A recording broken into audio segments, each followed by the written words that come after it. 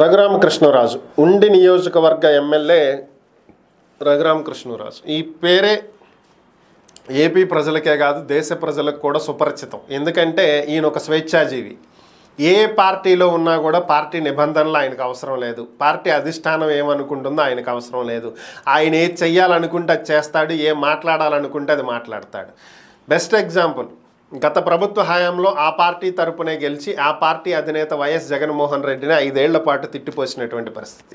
ఇక తర్వాత పార్టీ మారి టీడీపీలోకి వచ్చి ఉండి ఎమ్మెల్యేగా గెలిచి అదే వైఎస్ఆర్ కాంగ్రెస్ పార్టీ అధినేత జగన్మోహన్ రెడ్డి మీద కేసు పెట్టినటువంటి పరిస్థితి. సీన్ కట్ చేస్తే తాను కేసు పెట్టినటువంటి వ్యక్తి దగ్గరకే నిన్నెళ్ళి పక్కన కూర్చుని కులాసాగా కుశల కబుర్లు అడిగినటువంటి వ్యక్తి. సో దీని ద్వారా ఆయన టీడీపీకి ఏం చెప్పదలుచుకున్నారు?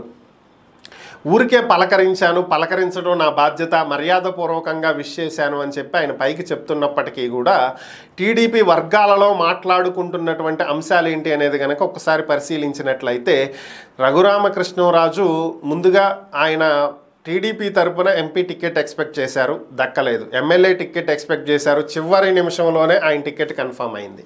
అయితే గెలిచిన తర్వాత స్పీకర్ పదవి ఆశించారు, రాలేదు. ఏదో ఒక మంత్రి పదవి వచ్చింది అనుకున్నారు, అది రాలేదు.